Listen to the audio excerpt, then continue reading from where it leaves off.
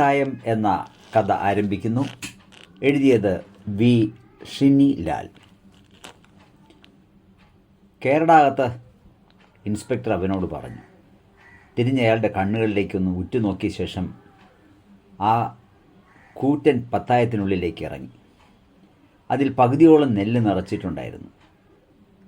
അവിടെ പാടെ കിടക്കടാ, ഇൻസ്പെക്ടർ ആജ്ഞാപിച്ചു. അവൻ ഒന്നുകൂടി അയാളെ നോക്കി. ഇപ്പോഴും അയാൾ ചിരിക്കുകയാണ്. വഴിയിൽ നിന്ന് പിടിച്ചപ്പോൾ മൊബൈൽ ലോക്ക് തുറക്കാൻ പറഞ്ഞപ്പോൾ അതിനുള്ളിലെ ചിത്രങ്ങൾ ചൂണ്ടുവിരൽ നിരക്കി വേഗത്തിൽ നോക്കിയപ്പോൾ വാട്സാപ്പ് ചാറ്റുകൾ സ്ക്രോൾ ചെയ്തപ്പോൾ ഒക്കെ അയാൾ ആ പുഞ്ചിരി എടുത്ത് അണിഞ്ഞിട്ടുണ്ടായിരുന്നു. അവസാനം ഒറ്റ ചിത്രത്തിൽ മാത്രം അയാളുടെ കണ്ണുകൾ അടക്കി നിന്നു. 1 മിനിറ്റോളം. പാടെ കിടന്നപ്പോൾ അവൻ്റെ മുതുകത്ത് നെന്മുനകൾ കുത്തിക്കയറി. അവൻ ദയനീയമായി അയാളെ ഒന്നുകൂടി നോക്കി. ടപ്പ് എന്ന ശബ്ദത്തോടെ അപ്പോൾ പഞ്ചായത്തിൻ്റെ മൂടി അടഞ്ഞു.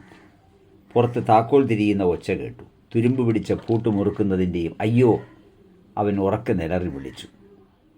അലർച്ച 1000 മടങ്ങായി പത്തായത്തിനുള്ളിൽ മുഴങ്ങി. 6 ചുമരുകളിൽ തട്ടി ശബ്ദം 6000 പ്രതിധ്വനിച്ചു. പരസ്പരം തട്ടി എറിഞ്ഞെറിഞ്ഞ് ശബ്ദത്തിൻ്റെ ഒരു കൂടാരമുണ്ടായി. ഒറ്റ മനുഷ്യൻ പുറപ്പെടുവിച്ച നിലവിളിക്ക് ഒരു ജനതയുടെ രോദനത്തോളം വലിപ്പം വച്ചു.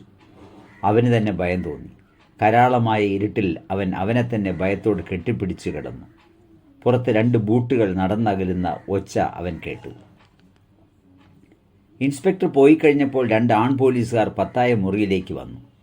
അവിടെ ഇരുന്നാണ് അവർ ഉച്ചഭക്ഷണം കഴിക്കുന്നത്. ഭക്ഷണപ്പൊതി തുറന്ന് അവർ സ്വാഭാവികമായും വിലക്കയറ്റത്തെക്കുറിച്ചാണ് സംസാരിച്ചത്. കണ്ടോ, ഈ ഒരു കഷ്ണം മുരിങ്ങയ്ക്ക് 10 രൂപ ആയിട്ടുണ്ടാവും, ഒന്നാമത്തെ പോലീസുകാരൻ പറഞ്ഞു. അങ്ങനെയാണെങ്കിൽ ഇവിടെ വിപ്ലവം നടക്കും. പട്ടിണിയും പരിവട്ടവും അടുത്ത ആളുകൾ ആയുധങ്ങളുമായി തെരുവിലിറങ്ങും, രണ്ടാമൻ പറഞ്ഞു. അതൊന്നും ഇനി ഒരു നാട്ടിൽ നടക്കാൻ പോകുന്നില്ല. നമ്മൾ തന്നെ നമ്മുടെ നാട്ടുകാരെ വെടിവെച്ച് കൊല്ലേണ്ടി വരും. ഭക്ഷണം കഴിഞ്ഞ ഉടൻ 2 പേരും സിഗരറ്റ് കത്തിച്ചു. മൊബൈൽ ഫോണിൽ റീലുകളും തമാശകളും കണ്ട് കുറച്ചു നേരം അവിടെ ഇരുന്നു. എനിക്കൊന്ന് ഉറങ്ങണം, ഒരാൾ പറഞ്ഞു. രണ്ടാമൻ യൂണിഫോം ബട്ടണിലിട്ട് കണ്ണാടി നോക്കി മുഖം കഴുകി ഒരു കോട്ടുവായി വിട്ടുകൊണ്ട് പുറത്തേക്ക് ഇറങ്ങി നടന്നു. പോലീസുകാരൻ പത്തായത്തിന്മേൽ കയറി കിടന്നു. അയാളൊരു അധോ വായു വിട്ടു. പത്തായത്തിനുള്ളിൽ കിടന്ന് അവനെപ്പോൾ ഇപ്രകാരം ചിന്തിച്ചു: വലിയ വിപ്ലവം വരും, ജനങ്ങൾ അതൃപ്തരാണ്, ഇതാ അന്തിമ പോരാട്ടത്തിന് സമയമായിരിക്കുന്നു, അന്ന് ഞാനും ഇവിടെ നിന്ന് രക്ഷപ്പെടും, അവൻ പറഞ്ഞു. പറഞ്ഞതിനേക്കാൾ വേഗത്തിൽ ആ വാക്കുകൾ 1000 പകർന്നാടി.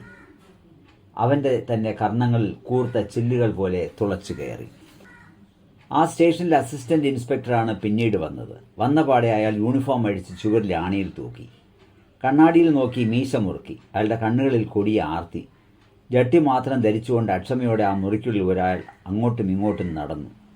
ജനലുകൾ കുറ്റിയിട്ടിട്ടുണ്ടെന്ന് ഉറപ്പുവരുത്തി. കർട്ടനുകൾ ശരിയാക്കിയിട്ടു. എന്നിട്ട് പത്തായത്തിന്മേൽ കയറിയിരുന്നു. തുടകളിൽ താളം പിടിച്ചു. താമസിയാതെ ഒരു പോലീസുകാരി മുറിയിലേക്ക് വന്നു. തുളുമ്പുന്ന യുവതി. അവൾ തന്നെ പ്രധാന വാതിൽ കുറ്റിയിട്ടു. വന്നപാടെ അയാളെ പിടിച്ചയാൾ പത്തായത്തിന്മേൽ കിടത്തി. നിമിഷനേരം കൊണ്ട് വസ്ത്രങ്ങൾ അഴിച്ചു മാറ്റി ഭോഗിക്കാൻ തുടങ്ങി. ഭാരമേറിയ 2 ക്രൂരമൃഗങ്ങളെപ്പോലെ ഇരുവരും പരസ്പരം താടിച്ചു. പിന്നെ കെട്ടിമറിഞ്ഞു. അസാധ്യമായ ശബ്ദങ്ങളുണ്ടാക്കി. കുജനങ്ങളും ആക്രോശങ്ങളും പുറപ്പെടുവിച്ചു. പല നിലകളിൽ പ്രവേശിച്ച് തെറിവാക്കുകൾ പറഞ്ഞു. പത്തായത്തട്ട് പടക്കളമായി. ആണും പെണ്ണും പോർ വിളിച്ചു. കോര സമുദ്രത്തിൽ എന്ന പോലെ പരസ്പരം തുഴഞ്ഞു. കിതച്ച് കൊടുമുടി കയറി ഒടുവിൽ ഒന്നിച്ചു മൂർച്ഛിച്ചു വീണു. വിയർപ്പും രേതസ്സും ഒലിപ്പിച്ച് ചതയുടെ 2 കൂമ്പാരങ്ങളായി പിരിഞ്ഞു കിടന്നു. രാഷ്ട്രം പ്രതികരിച്ചു തുടങ്ങിയിരിക്കുന്നു. എല്ലാറ്റിനും ഒരു പരിധിയില്ലേ, പുറത്ത് മുഴുവൻ പ്രശ്നങ്ങളാണ് എന്നൊക്കെ പത്തായത്തിനുള്ളിൽ കിടന്ന് പ്രതീക്ഷയോടെ അവൻ ചിന്തിച്ചുകൊണ്ടിരിക്കെ ഒരു തുള്ളി വേർപ്പും ഒരു തുള്ളി ശുക്ലവും അവൻ്റെ മുഖത്ത് വന്ന് പതിച്ചു. വിപ്ലവം വിജയിക്കും, ഏകാധിപതികൾ തകർന്നടിയും, അനശ്വരമായ കവികളും അവരുടെ വാക്കുകളും ബാക്കിയാവും. അവൻ വളരെ പതിയാണ് ഉരുവിട്ടത്. സ്വന്തം കാതുകളിൽ തന്നെ വന്നലയ്ക്കുന്ന പ്രതിധ്വനികളെ അവൻ ഭയപ്പെട്ടു തുടങ്ങിയിരിക്കുന്നു. എന്നിട്ടും അവൻ്റെ മർമ്മരങ്ങൾ സർപ്പസിൽക്കാരങ്ങളായി അവനെ തന്നെ കൊത്താൻ തുടങ്ങി. വളരെ പഴക്കമുള്ളതായിരുന്നു ആ പോലീസ് സ്റ്റേഷൻ. ഓടിട്ട കൂറ്റൻ കെട്ടിടം ഒരു ചെറു കൊട്ടാരത്തെ തന്നെ ഓർമ്മിപ്പിച്ചു. ജനാധിപത്യവും ഭൂപരിഷ്കരണവും വന്നപ്പോൾ സടപൊഴിഞ്ഞ ഒരു നാടുവാഴിയിൽ നിന്നും സർക്കാർ ഏറ്റെടുത്തതായിരുന്നു ആ കെട്ടിടം. കൃത്യമായി പറഞ്ഞാൽ ഒരു 8 കെട്ട്. അടിച്ചു വാരാൻ വരുന്ന വൃദ്ധ 3 ദിവസം കൂടുമ്പോൾ മാത്രം പത്തായപ്പുരയിലേക്ക് വന്നു. മാറാലകൾ അടിക്കുന്നതിനിടയിൽ അവർ ചിലന്തികളെ തെറി വിളിച്ചു. ചീട്ട് കളിച്ച ശേഷം ഓലക്കണക്ക് പത്തായത്തിന്മേൽ ഉപേക്ഷിച്ചു പോയതിന് പല പോലീസുകാരെയും ചീത്ത വിളിച്ചു. പിന്നെ വെറുതെ പെറുപെറുത്ത് ലോകത്തോട് കഠിനമായ പക ആ സ്ത്രീ വച്ചു പുലർത്തിയിരുന്നു. പത്തായപ്പുരയുടെ വാതിലിനോട് ചേർന്ന് പഴയ തൂക്കുമരം ഇപ്പോഴും സൂക്ഷിച്ചിട്ടുണ്ട്. എല്ലാവർക്കും വേണ്ടിയുള്ള ഓർമ്മപ്പെടുത്തൽ പോലെ. അത് തുണി കൊണ്ട് തുടച്ച് വൃത്തിയാക്കുന്നതിനാൽ അവർ പറഞ്ഞു, എല്ലാ എണ്ണത്തിനെയും തൂക്കി കൊല്ലണം. പത്തായത്തിനുള്ളിൽ കിടന്ന് അവൻ അത് കേട്ടു. പാടില്ല, എല്ലാവരെയും കൊല്ലാൻ പാടില്ല എന്നല്ല, ആരെയും കൊല്ലാൻ പാടില്ല. ഞാൻ കൊലപാതകങ്ങൾക്ക് എതിരാണ്. വധശിക്ഷയെയും അനുകൂലിക്കുന്നില്ല. ഒരു മനുഷ്യൻ്റെ ജീവനെടുക്കാൻ മറ്റൊരു മനുഷ്യന് അധികാരമില്ല. ഏതൊരു കുറ്റവാളിയെയും ശുദ്ധീകരണത്തിലൂടെ നല്ല മനുഷ്യനാക്കി തീർക്കാൻ കഴിയും. അതുകൊണ്ട് കൊല്ലാൻ പാടില്ല. പത്തായത്തിനുള്ളിൽ കിടന്ന് അവനൊരു കവിത എഴുതി. വെള്ളക്കടലാസിൽ ചുവന്ന മഷി കൊണ്ടെഴുതുന്നതാണ് അവനിഷ്ടം. പ്രതീക്ഷ എന്നാണ് അവൻ ആ കവിതയ്ക്ക് പേരിട്ടത്. ഇരുണ്ട അടുക്കളകളിൽ നിന്നും കയറി പോത്തുകളുമായി സ്ത്രീകൾ പുറത്തിറങ്ങുന്നു. അവർ തെരുവുകളും മന്ത്രിമന്ദിരങ്ങളും കൈയടക്കുന്നു. നിങ്ങൾ ഓർക്കുന്നുണ്ടോ, കൊളംബോയിലെ വെള്ളക്കൊട്ടാരത്തിനുള്ളിൽ പിച്ചക്കാരും വിറകുവെട്ടികളും വെള്ളം കോരികളുമായ മനുഷ്യർ കയറി നിരങ്ങിയത്? ആ ദിനം വരും, വന്നേ പറ്റൂ. ഒരു കള്ളനെ 2 കാലിലും വലിച്ചിഴച്ചുകൊണ്ട് 2 പോലീസുകാർ പത്തായപ്പുരയിൽ വന്നു. അവനെ പത്തായത്തിന് മുകളിൽ മലർത്തിക്കിടത്തി, കൈകാലുകൾ കെട്ടി, ഇരുമ്പ് വടി കൊണ്ട് തുടകളിൽ ഉരുട്ടാൻ തുടങ്ങി. നീയല്ലേ അത് കട്ടത്? സ്വർണം നീ എന്ത് ചെയ്തു എന്നൊക്കെ ചോദിക്കുകയും ഭർസിക്കുകയും ചെയ്തു. അവൻ്റെ ശരീരപേശികൾ അയഞ്ഞു, ജലം പോലെ അലിഞ്ഞു, രക്തവും മാംസവും ഉടഞ്ഞു കുഴമ്പായി. കാറ്റുപോലും അവനെ നോവിച്ചു. അവൻ ദീനമായി ഞരങ്ങി. അപ്പോൾ കുസൃതിക്കാരനായ ഒരു പോലീസുകാരൻ അവൻ്റെ നാവിൽ ഒരു തുള്ളി മൂത്രം ഒഴിച്ചു കൊടുത്തു. അമൃതുപോലെ അവനത് നക്കി കുടിച്ചു.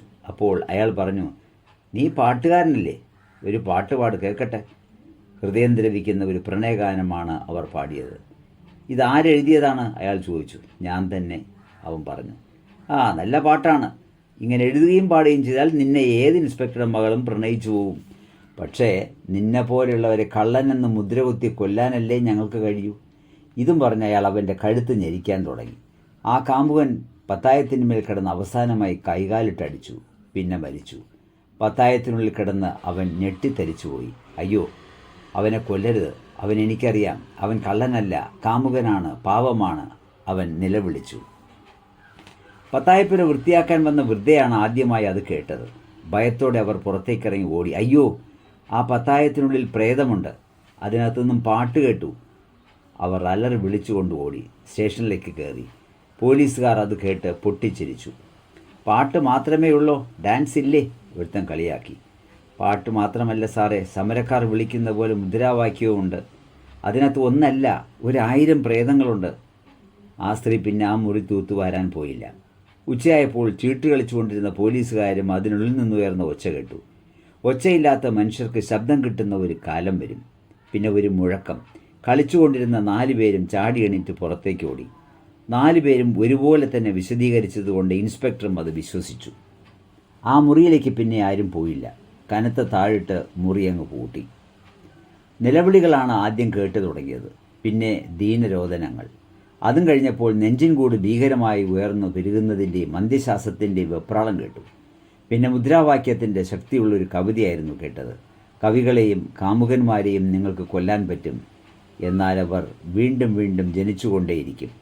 നിങ്ങൾ വലിയ ഏകാധിപത്യം തന്നെയാണ്. വലിയ സൈന്യം നിങ്ങൾക്കുമുണ്ട്.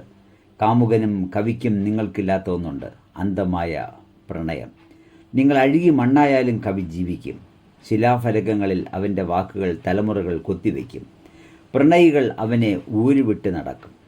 എന്നെ നിങ്ങൾക്ക് കൊല്ലാൻ പറ്റി, എന്നിലെ കവിയെ നിങ്ങൾക്ക് തൊടാൻ കൂടി കഴിഞ്ഞില്ല, കാമുകനെയും. അലർച്ചകൾ കേട്ടു, പോർവിളികൾ കേട്ടു. പത്തായ മുറി ബഹളമയമായി. അതിനുള്ളിൽ നിന്ന് 100 100 അല്ല, 1000കണക്കിന് പ്രേതാത്മാക്കൾ വസിക്കുന്നു. മരിച്ചവർ ചേർന്ന് ഒരു സാമ്രാജ്യം സ്ഥാപിച്ചിരിക്കുന്നു. ആക്രോശങ്ങളും കൂക്കുവിളികളും സദാ മുഴങ്ങുന്നു. പോലീസുകാർ ഭയന്ന് അങ്ങോട്ട് നോക്കാതായി. സ്റ്റേഷൻ മാറ്റി സ്ഥാപിക്കാൻ വേണ്ടി അവർ നിരന്തരം നിവേദനങ്ങൾ അയച്ചു. കാലം കടന്നുപോയി. ഒടുവിൽ ഉന്നത അധികാരികളുടെ സാന്നിധ്യത്തിൽ പത്തായം പൊളിക്കാൻ തീരുമാനിച്ചു. അത് കാണാൻ വേണ്ടി വലിയ ജനസഞ്ചയം അവിടെ തടിച്ചുകൂടി. ചുറ്റിക കൊണ്ടടിച്ച് തുരുമ്പിച്ച പൂട്ട് തുറന്നതും ആദ്യം ഒരു ചെറിയ കരച്ചിൽ പുറത്തു വന്നു. വാതിൽ പലക പൊട്ടിച്ചതും 1000കണക്കിന് ശബ്ദങ്ങൾ ഒരുമിച്ചൊരു ഹുങ്കാരമായി ഉയർന്നു. ശബ്ദങ്ങൾ, വാക്കുകൾ കൂടി കുഴഞ്ഞ മുഴക്കം. തടവിൽ കിടന്ന അവ അക്രാനന്ദത്തോടെ പറന്നുയർന്നു. കൂടി നിന്ന മനുഷ്യരിലേക്ക് പ്രവഹിച്ചു. ഒടുവിൽ എല്ലാ ശബ്ദവും മുടങ്ങി. പോലീസുകാർ പഞ്ചായത്തിൻ്റെ മേൽപ്പലകകൾ ഒന്നൊന്നായി ഇളക്കി മാറ്റി. പത്തായത്തിനുള്ളിൽ ഉണക്ക നെൽമെത്തയുടെ മുകളിൽ ഒരു മനുഷ്യൻ്റെ അസ്ഥികൂടം നീണ്ടു നിവർന്ന് കിടന്നിരുന്നു. കുതിക്കാനെന്ന പോലെ ഒരു കാലസ്ഥി മുന്നോട്ട് നീണ്ടിരുന്നു. വലതു കൈ മുഷ്ടി ചുരുട്ടി പിടിച്ചിരുന്നു. പത്തായം തുറന്നതും അതുവരെ അതിനുള്ളിൽ അടക്കം ചെയ്തിരുന്ന ശബ്ദങ്ങൾ ഗംഭീരമായ മുഴക്കത്തോടെ സ്വന്തമായി. പിന്നെ കുറച്ചു നേരത്തേക്ക് പൂർണ്ണ നിശബ്ദത. താഴ്ന്നതെങ്കിലും ദൃഢമായ ശബ്ദത്തിൽ അതിനുള്ളിൽ നിന്നും അവസാന വാക്യം പുറപ്പെട്ടു: എനിക്ക് മരണമില്ല. വി. ഷിന്നിലാൽ എഴുതിയ പത്തായം എന്ന കഥയാണ് നിങ്ങൾ കേട്ടത്.